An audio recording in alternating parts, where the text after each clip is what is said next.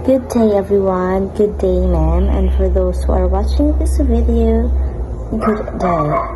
I am Diana Jean Arela from BED 2A, Group 6, and now I am going to talk about the moral development of learners.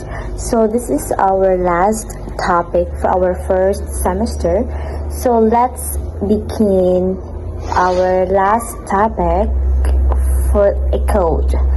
To silence criticism, to silence freedom, by Sidney Hook, American philosopher. The code says that stopping people from expressing their thoughts also stops them from being free. Just for example, if students are not allowed to ask questions, they cannot truly learn to understand. So this quote means it is about freedom to speak. It is about a freedom to express our expressions or our thoughts. So let's proceed to our topic, morality. Morality is a system of beliefs about what is right and good versus what is wrong or bad. So morality is the guide that helps people decide what actions are good and what actions are bad. Just for example, helping carrying a book is showing morality, while bullying is showing poor morality. It's something like what is good and what is bad. So now let's proceed to the moral development. Moral development is changes in moral beliefs as the person grows older and matures. So moral development is like as we grow older, our understanding of morality becomes deeper and more matured. Just for example, a young child may think that hitting is good, is okay when angry.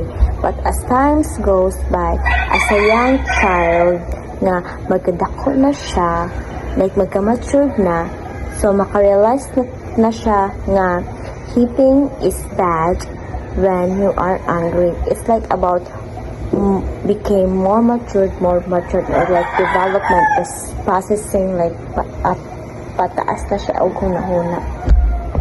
Let's go to moral beliefs is not equal to moral behavior. One may know the right thing but still not to do it. So moral beliefs is like knowing what is right, while moral behavior is different from actually doing it. The moral behavior is how you act in any siya o like a person may know the right thing but still choose wrongly. Just for example, when we have an exams, a student knows cheating is wrong but still cheats during an exam. So ang moral beliefs ano siya kay knows cheating is wrong, and then ang moral behavior ano siya bisag wrong na siya nagka-cheats gihapon siya. So it's something like how you act. Mo na siya ang moral behavior. Mo na siya like ang moral behavior is not equal. I know mo na siya ang moral beliefs is not equal as moral behavior. Ay bisan kay baho ka nga mali siya, imamanggapon siya ang buhaton. Mo na siya dili siya equal. It's not equal. Let's connect it to in schooling and teaching. Moral choices are not only for big or dramatic situations. Just for example, a student knows how to respect their classmates and their teachers. It shows a small thing, but it is a meaningful moral decision. What is critical thinking? Critical thinking helps us distinguish truth from falsehood, helps us know what is true or false. So critical thinking plus creativity is equals to advancement of our civilization. Why? Because when critical thinking helps people analyze problems, check facts, and make decisions, while creativity helps people imagine new ideas, inventions, and solutions. So when these two work together, people can solve problems smartly and create new things that helps everyone. So just for example, in education, in teaching, like critical thinking, teachers study what teaching methods work best, and then mo come up na ang creativity. They design fun and engaging activities. So ang result, students learn better and enjoy school. We have steps of critical thinking. 1. Doubting. 2. Inquiring. 3. Analyzing. 4. Reality testing. 5. Verifying. 6. Concluding. Doubting. It means questioning and feeling uncertain about something to find out if it's true. So doubting means not accepting something immediately and asking, is this really true? Is that true? Gataot pa ka ha? Tinuod na. Is inquiring. Searching information and evidence to confirm or disprove what you doubt. So before you make tuo, you really examine information carefully and break into parts to understand it better. Dili dayon ka mag tuo dayon. I think it is breaking down an idea into smaller parts to understand it better. So before you make tuo, you really examine information carefully and break into parts to understand it better. Dili dayon ka mag tuo dayon.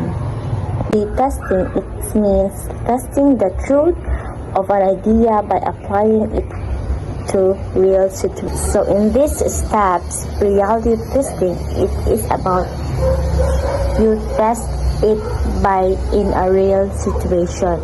You test the idea to see if tinuod pa jud na siya or dili. Verifying. It is checking if evidence is valid and consistent. Steps, you check again if the facts are correct and match other reliable sources. It's about verifying. Verify ka ni sakto ba ni siya or dili? I-check nimo ang other nimo nga na-inquire sa alin na po nimo nga inquire if tugma gani, i-verify nimo if tugma siya.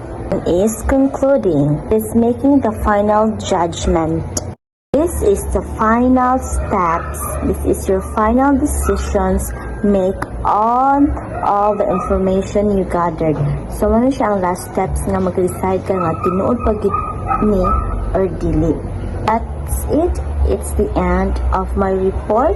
I hope you learned something new about how critical thinking works, how the moral development, what is moral beliefs, what is moral behavior.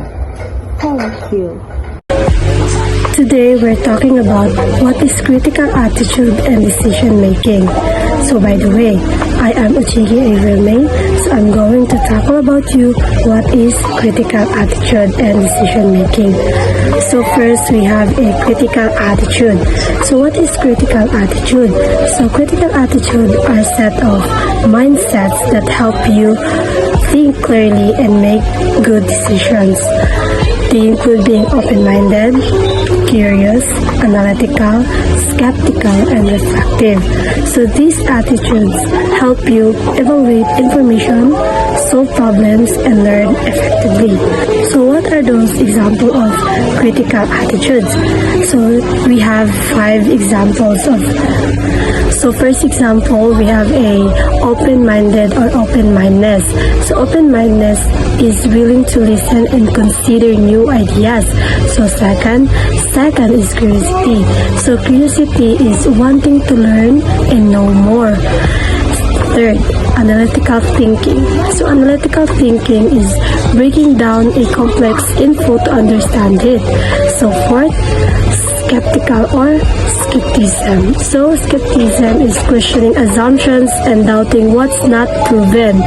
So fifth is reflective or reflectivity. So reflectivity is thinking about your own thoughts and actions. So these attitudes help you think critically and make informed decisions. So these are the 5 examples of critical attitudes. So decision making. So decision making is the process of choosing the best option from available alternatives. So it involves identifying options, evaluating them, and selecting the best one based on criteria like goals, values, and risk. So effective decision making leads to better outcomes and personal growth. So what is the example of decision making? So here's an example. So you're deciding which job offer to accept. So first we have identifying options. Like identifying option is job A is a high salary and long commute versus job B is a lower salary, better work-life balance. So second is the evaluate options. So evaluate option is consider salary, commute, work-life balance, and career growth. And lastly, third, select the best option, which is choose job B for its better work-life balance and alignment with your values. So this example illustrates the best decision-making process. So these are the example of decision-making. So, thank you. Kamsahamnida. So good day everyone, I'm Jasmine Pescadero and I'm going to report the moral judgment. Moral judgment is about knowing what is right and wrong. It means understanding good behavior and making decisions based on what is fair and ethical, not just what the rules say. So, a psychologist named Jean Piaget explained that children develop moral judgment in stage as they grow. So in first stage, children think selfishly. They believe what is good for me is good.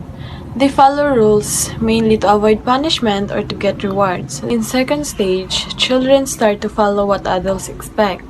They think, what is good for my elders is good for me. They copy adults' behavior and wants approval. Third stage, they begin to care what friends or peers think. They believe, what is good for my friends is good for me. Peers groups become very important sa ilaha. And fourth stage, adolescence. During puberty, teens can think more deeply and independently. They make judgment based on principles like fairness and justice. They think what is fair and good for everyone is good.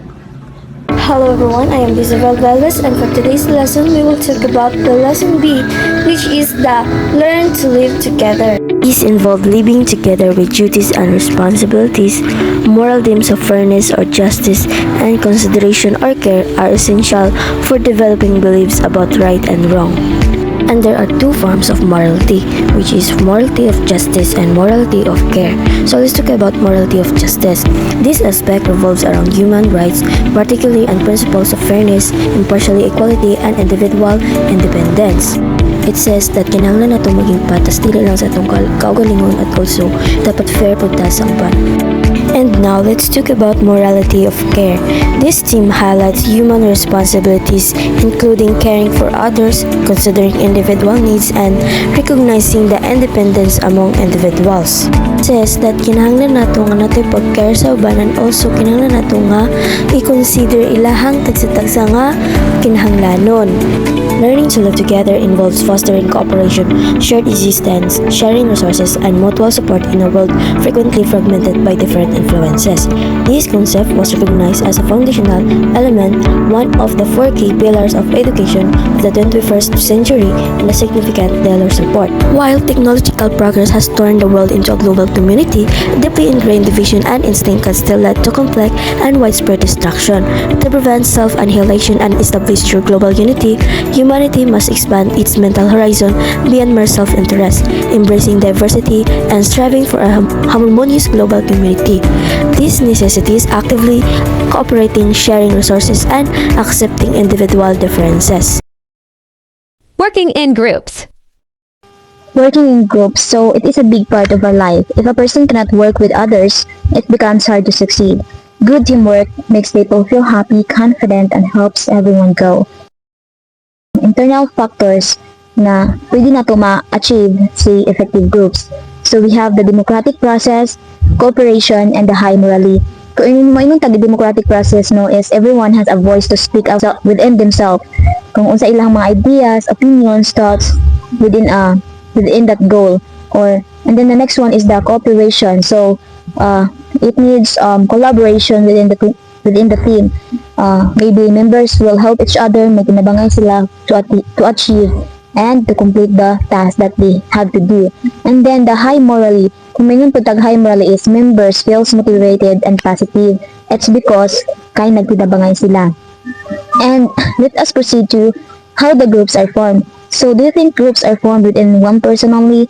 It's not, no. So a group is not just a people standing together for a real group to form. So we have here the how the groups are formed is members is dapat mag-set sila og goal kung unsa ilang goal nga gusto ma-achieve, and they must connect to each other and work together to achieve that goal.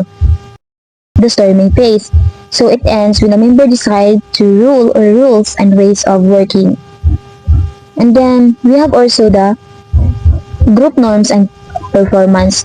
Once rules are set, so sa group and norms and performance is kung unsa ang rules nga na-set is that could not be fades. So kung ma-achieve na, kung ma-set na ang mga rules and rules is that the group much more organized and starts working effectively toward its goal. So we have the three basic forces that bind a group. So if a group stays together because of stay together with ang group because of its goal, process, and the task. So goal, kung saan nag-set sila o goal or what they want to achieve. And then the process, unsaon nila, unsang mga process, mga decisions para ma-achieve nila na ang goal. So it could be ilang mag-assign sila og mga rules and magtinabangay with each other. And the task, the challenge or work they must complete. So sa task is of course na ganyan mga challenges din, no? And it's up of them and how they are going to work with it to complete their task or goal within a group. Good day everyone, my name is Nursilyn and Perater, and today I will discuss the characteristic of effective groups. It is useful to know the characteristic of the groups. They are: number 1 is cohesiveness. Members like each other, they are bound together in agreement. There is a mutual support or cooperation. It means members like are support each other, they are work together peacefully. Kanang ginatagaan po nilang support ang each other and agreement para kanang for example, kanang ilang task is mahuman dali and magkasinagtanan sila. The second one is goal orientation. So goals are clear and the group is confident of themselves of the possibility of achieving them. So among goal is kanang, for example, is nami project and among goal ana is mahuman na mo siya by Friday, and by that ma-achieve na mo nga mapasa na mo na and everyone work it's together one goal. The next one is the standard and norms. They have established common standards and ways of behavior, participation, and quality of product. So this means the group follows agreed about the behavior, participation, and quality of work. So for example, sa inyong research, since inyong group leader is gitagaan kanyang part sa inyong research, since naman may agreement and di ana inyong group leader on that day ipasa inyong every part sa ato ang research, and that part ang kanang every meeting nato or kanang kuan maghimo tas tong research is naamo didto. That is the standard and norms natay ginasunod sa kanang the behavior, participation, and quality of work. The next one is affirmation. Acceptance, respect, and expression of appreciation. So, here is showing respect and accept and syempre gina-appreciate na to atong group ka group. So, if naisa open up sa iyang idea, inana, dapat i-appreciate na to kung usang ginaingon, and mag-show tag respect, kanang paminaw na to siya kung usang idea, and by that, pwede na siya ingon nga, okay, good job, thank you for your ideas. That is the affirmation. The next one is the democratic process. Decisions are made in participation of all members. There is a quality of the group. They are meet regularly to discuss plans and evaluate progress. So when we say democratic gani is, diba, we have a freedom to speak and we have freedom to choose. So means decisions made are kanang with participation all members. Everyone is treated equally. No. To understand better, for example, ani is sa atong research. So, before ta magpili sa atong topic sa atong research and we ask sa everyone sa ilang about topic and they have freedom to speak, dapat kanang paminaw na to ang usag-usa. And after that, after mag-choose sa topic, the group votes, everyone's opinion is heard. Dapat is kanang since democratic man is dapat fair kita sa everyone. Fair ta sa tanan and walay bias mahitabo. So, regulations. There is consensus on policies and regulations of processes. So, there is the group agrees and one rules policies. So, kung ano yung leader nga, sa time nga magbuhat na to sa itong project, no phones during that and everyone's follow it. Since mo man niya ang kuan, ang policies nga giingon sa inyong leader. Next one is climate. The social atmosphere is healthy and conducive to productivity and cooperation. They feel at ease to express their views, opinions, and feelings. So it means the environment is positive, safe, and comfortable. Members can freely express their ideas and feelings. So if na mga suggestions ang members or ang ka-group, everyone is freely na kanang to share their ideas and everyone is kanang heard by their groups. So the last one is the pressure. As a group perform effectively under a certain degree of pressure. It may come from the circumstantial demands, contains of time, standard, or expectation. However, the pressure should be reasonable, variable. Creating such as positive pressure is function of the leader. So when we say pressure, a little pressure help the group work better. So kanang it doesn't mean nga kanang ma-pressure na ka, ma-stress na ka. No, as a leader, sa imong group dapat syempre na ginang pressure no. So at ikaw dapat i-encourage mo imong kanang ka-groupmate nga kanang dapat na buhato na to ni dapat ingana humanon tani kanang without pressure bitaw kanang with positive mind nga na dili inyo mind ang pressure para dili mo ma-stress. That is the pressure. So let's proceed to the group builder. So first is encourager.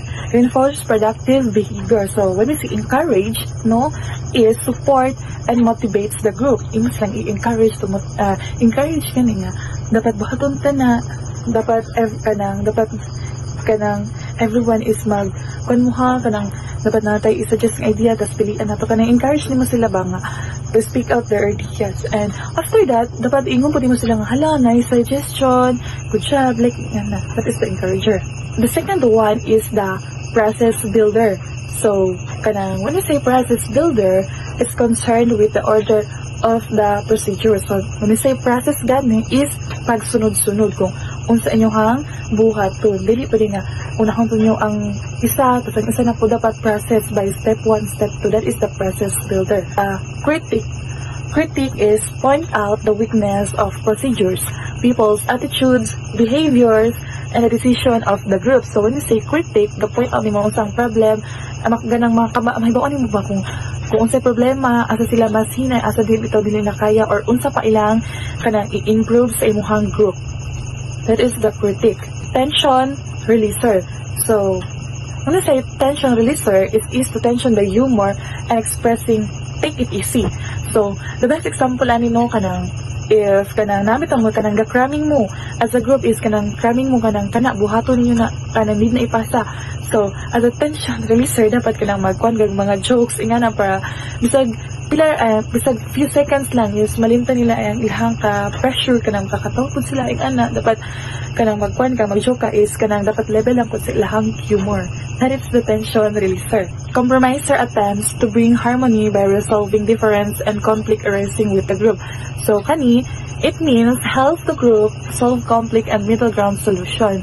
Kanang, for example, ani is ay kato sa inyong research topic, diba daghan man kayo mga mga ideas, everyone is share sa ilang ideas. So dapat kanang kuan, i-solve ninyo to nga, for example, kanang nanamin mas duha na pilian, kanang duha na nang pabilin. So dapat i-solve ninyo if asa gid inyo ang gamiton ani sa duha nga topic. That is the compromiser. Kanang dapat group mo nga mo solve ana or unsa nyo gamiton. And pwede sad if kanang i-combine na lang ninyo ang duha topic. That is the compromiser. The last is the evaluator. So evaluator measure the accomplishments, effectiveness, or the procedure and suggest. So means check if the group is meeting goals and suggest improvements. Kanang evaluate mo. For example, sa ihang kuan sa inyong activities, dapat man yung kini ikon pa nato ni improve pa nato ni siya gamay kanang evaluate dito ni mo ilang ginahimo. That is the evaluator, and that is all about my topic. Thank you. So good morning everyone. For our tackle for today is about listen to innovative strategies for teaching and learning GMRC. So first bullet is strategies are important tools that facilitate learning. So teaching strategies are important because they make learning easier for the student. They require creativity, so teacher can talk at lesson in different perspective. So next bullet is the involve creativity, so educators can view things differently, think outside the box, and change paradigms. So creativity helps teacher think outside the bar and change all teaching methods. So for example, sa una is lahi ang methods or strategies ang teacher sa una o karon. Ang sa una is dili pa kayo sila creativity when it comes to teaching. So ang pagka-creativity is maka-help siya para ma-change ang old method sa mga sa una pa nga mga teacher. So next bullet is teaching strategies require flexibility and creativity to achieve desired results. So teacher needs flexibility because not all strategies work for every student. So next bullet is the strategies and values educator are similar to those used in teaching good manners and right conduct. The strategies used in values education are the same strategies used in GMRC.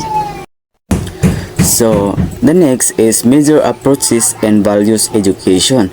So inculcation approach is purpose to instill or internalize certain values in student, to chance student values to match desired values. Aron mutudlo og mas musulod sa hunahuna sa mga estudyante ang maayong nga batasan o values.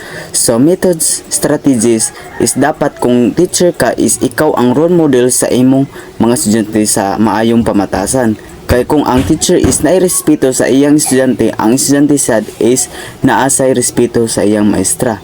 So positive reinforcement is ang purpose ani is ang mapasunod ang good behavior sa bata by giving something pleasant. For example is ang bata is permi nga ga-participate sa imong klase, so ang teacher is dapat muhatag og sticker or mga biscuit para mas ganahan siya mo participate sa imong klase. So dapat dili lang po kanimo siya is ipaanad. So ang negative reinforcement is removing something unpleasant. For example, ang estudyante is nahuman niya ang iyang schoolwork og sayo, so teacher is remove extra homework. So second is moral development approach. So purpose is to help student develop complex moral reasoning, to encourage discussion of reasons behind values choices, para makabalo sila mo explain sa rason behind their choices and decision. So methods or strategies is moral dilemmas episode. So tagaan ang estudyante og mga sitwasyon nga lisod una-unaon kung unsay sakto og sayop is, for example is kanang small group decision or brainstorming nga Magsuggest sila sa ilang mga ideas. Structures and argumentative exchange is ipatug-an nila ang ilang desisyon o ipakita ang rason behind ana sa saktong paagi. So case study is tun-an ang tinuod o hinimo nga mga kaso aron masabtan ang epekto sa moral nga desisyon.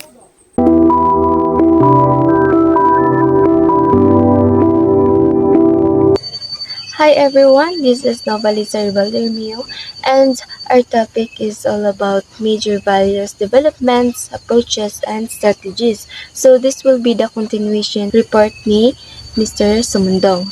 So the third is clarification. So the purpose of clarification is to help students become aware and identify their own values and those of others. So, para matabangan ang students nga ma-identify or ma-aware nila ang ilahang kaugalingong values and also sa ubang tao. And to help students communicate opening and honesty with others about their values. Tapos makatabang sa din siya sa mga students or sa tuwa nga maka-communicate openly and honestly, especially sa atong values sa ubang tao. Then, to help students with rational thinking and emotional awareness to examining their personal feelings, values, and also behavioral pattern. And we have here a method or strategies kung unsaon nato unsa atong mga strategies bitaw nga para ma-aware ang mga students sa ilahang kaugalingong values and ma-identify po nila. So, natin mga strategies dari. First is role-playing games. So, ato silang ipa-role-play. And simulation, contrive, or real value-laden situation. Then, in-depth self-analysis, exercise, sensitivity activities, out-of-class activities baka, small group para, and then, clarifying response strategy, values grid or CRS, and ranking or group dynamics. So let's proceed to analysis. So the purpose of analysis also to help students use logically thinking. So this will be the methods or strategies about analysis. First is structured rational discussion that demands application of reasons as well as evidence. Then, testing principles, analyzing analogs, cases, debates, and also researcher, individual or group, study, library, and field with rational class discussion. Now let's move on to action learning goes beyond thinking and feeling. So the purpose of action learning goes beyond thinking and feeling is to provide siya sa students of opportunities and also to change discovery and act on their values.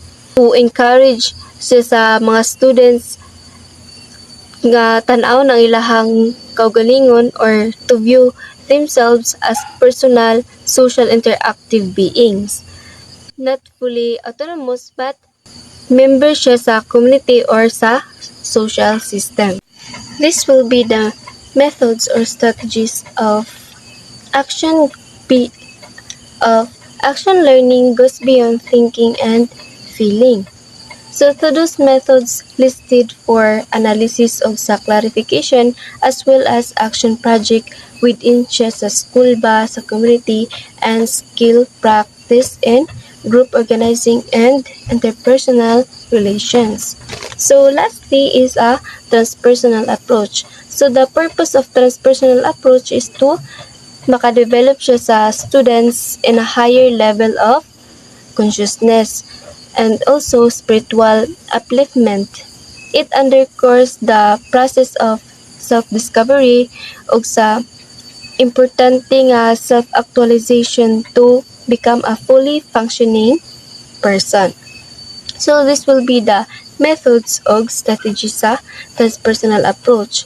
So first is you need to rest and relaxation exercises, meditation and brief fantasizing, imagination, creativity, and mind games, and also awareness sa mga activities. And that's all. Thank you. So good day everyone. So in this day we will going to tackle about the values clarification strategies. So these methods used to help the learners to understand and to express their values. So first strategy is values voting. So it is a quick way to express learners' opinions or stance on issues. So like for example, scenario is you are working on a company and then your boss asks you to cover up environmental issues para maitabunan ang inyong company. So what would you do? So you are going to ask your learners, would you stand up for what you believe in, even if it means losing your job? Mas barugan ba nimo ang imong gituuhan, even if mawad-an kag trabaho? So kani siya nga strategy is ga-allow siya sa mga learners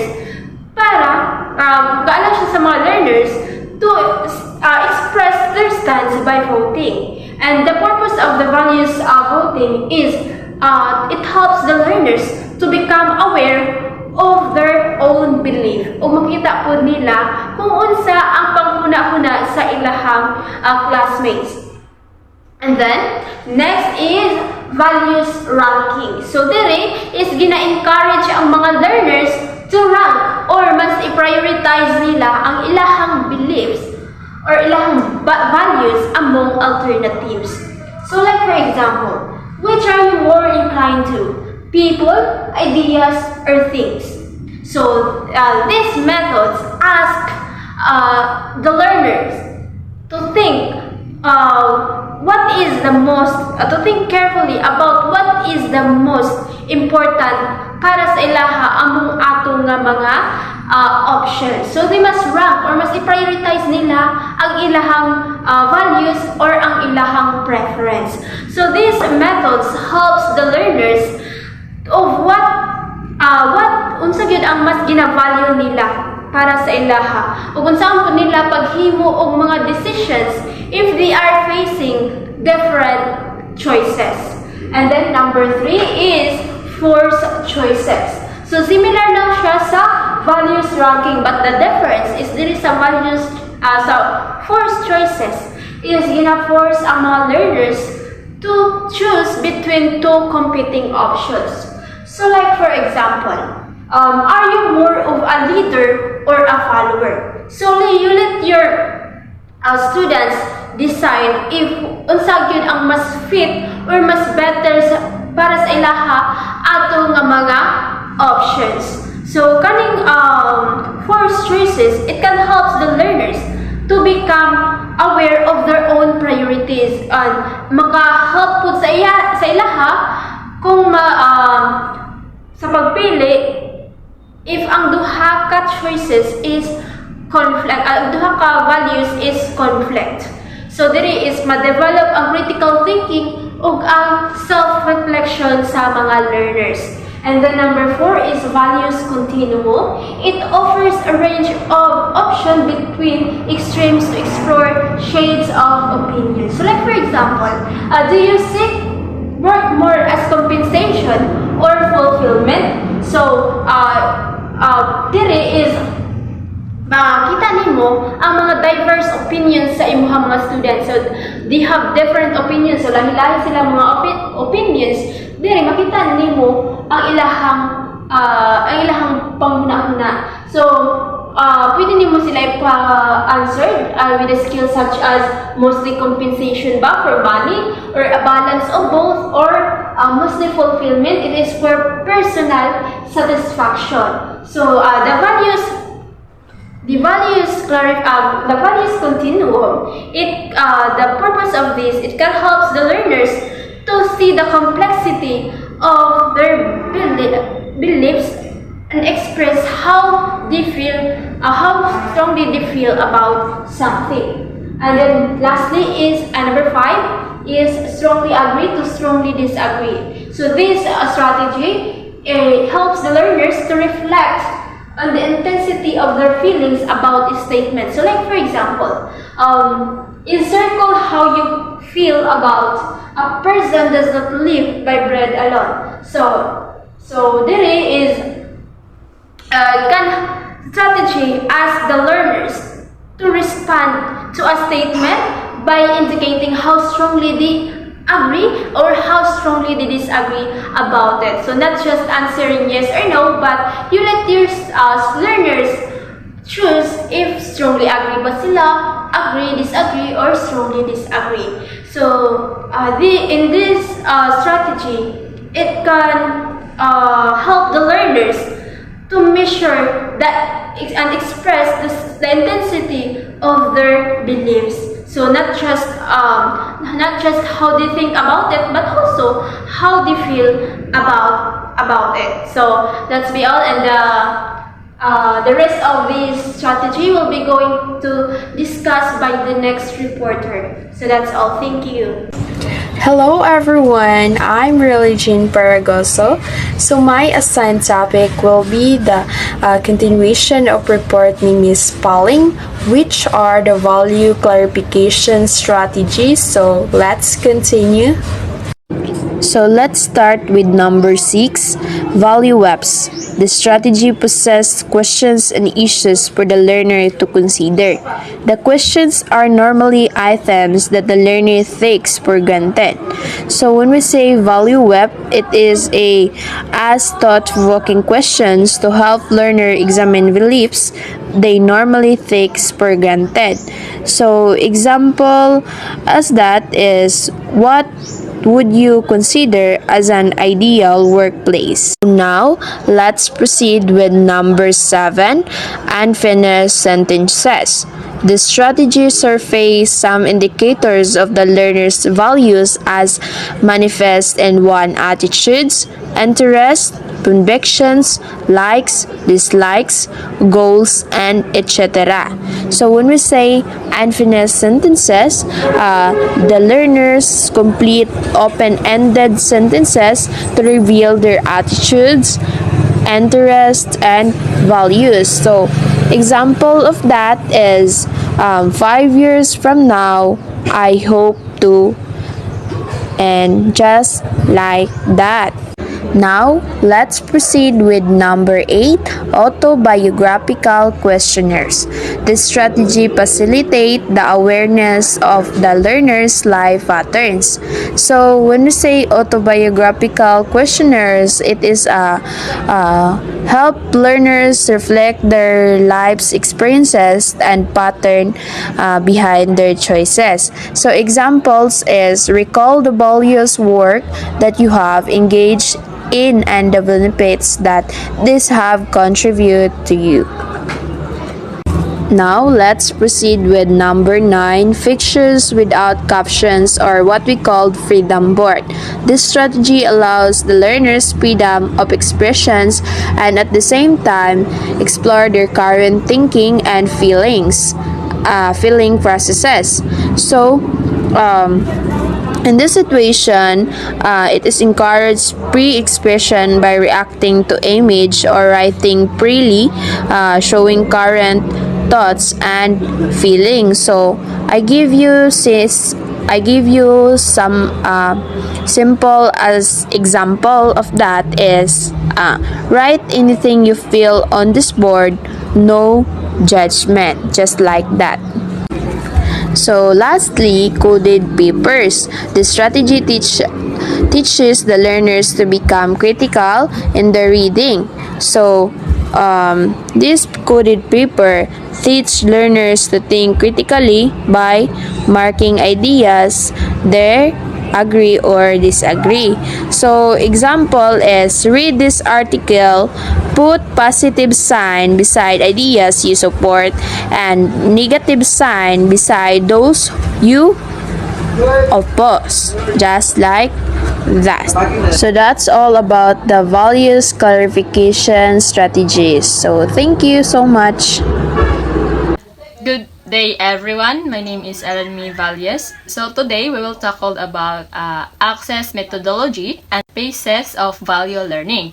So the access methodology is an experiential learning approach that helps students learn values through meaningful activities, reflection, teacher guidance, and real-life application.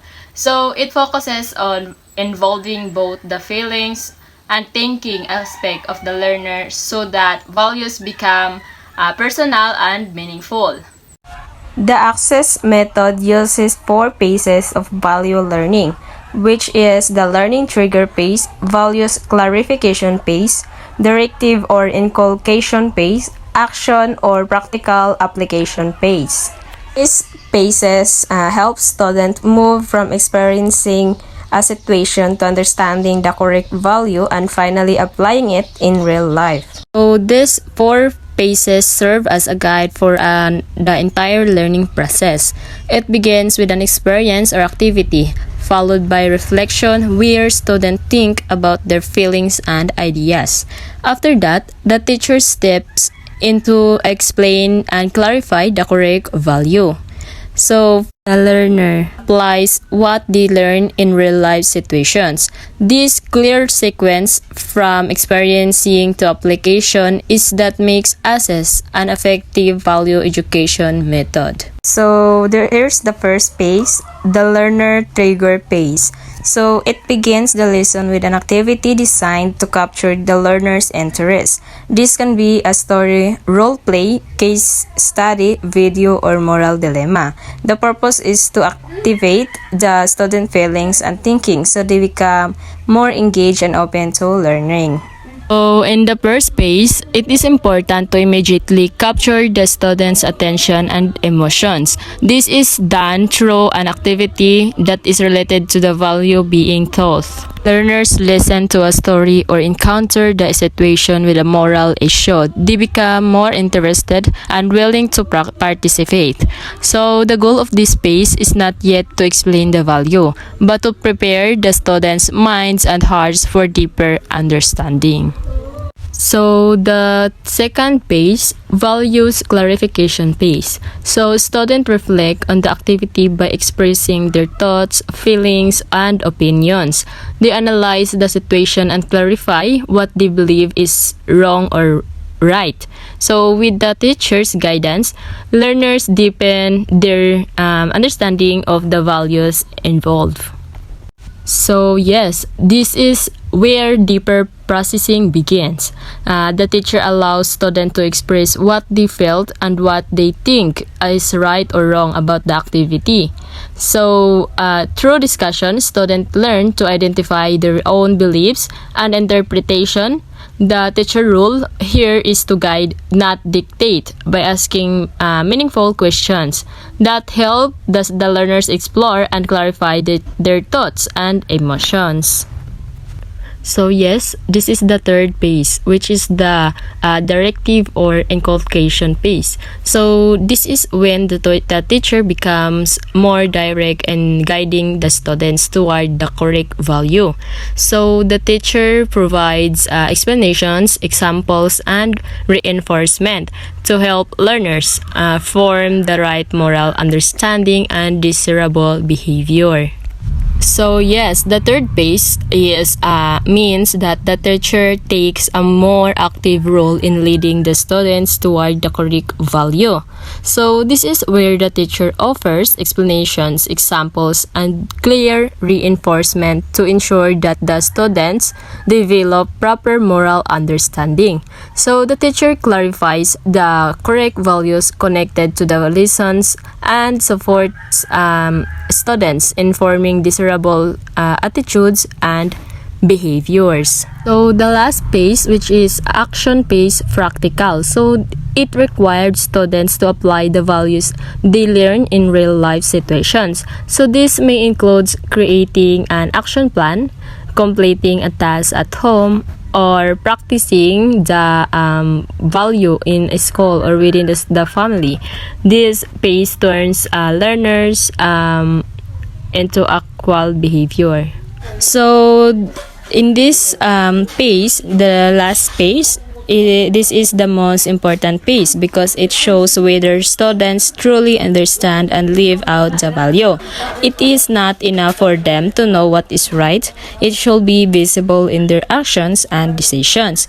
So in this phase, learners are expected to create an action plan or demonstrate the value in real life, or value in the real life situation. For example, showing respect at home, helping others, or being responsible. So this is where values become real and practices. Good day everyone, my name is Rodel Calaycay. Today, this topic is about a model of valuing process in the context of the teaching and learning cycle. I present Quisambe valuing process, which includes 4 stages that help learners internalize and apply values in real life situations. Here's the first step.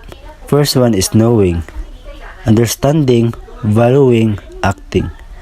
The valuing process consists of 4 major stages. It begins with the cognitive level of knowing, followed by the conceptual level of understanding. Afterward, learners enter the affective stage of valuing, where reflect and internalization occur. Finally, the cycle with acting, where learners express their values. Through real behaviors, these steps work together to ensure and values move from ideas to meaningful, observable action. So, these 4 steps show how values move from simple awareness to real behavior. It starts with knowing the values, then understanding it, internalizing it, and finally living it out.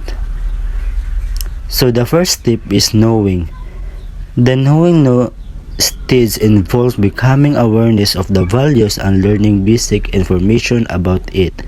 It's the level learns identify specific values and concepts, explore examples, and examine situations where the values applies. This cognitive stage from the foundation for deeper understanding. A student first need to recognize and define the values before they can internalize it. So, at this stage, students learn what the value is. They gather knowledge, definition, and examples so they have a clear starting point.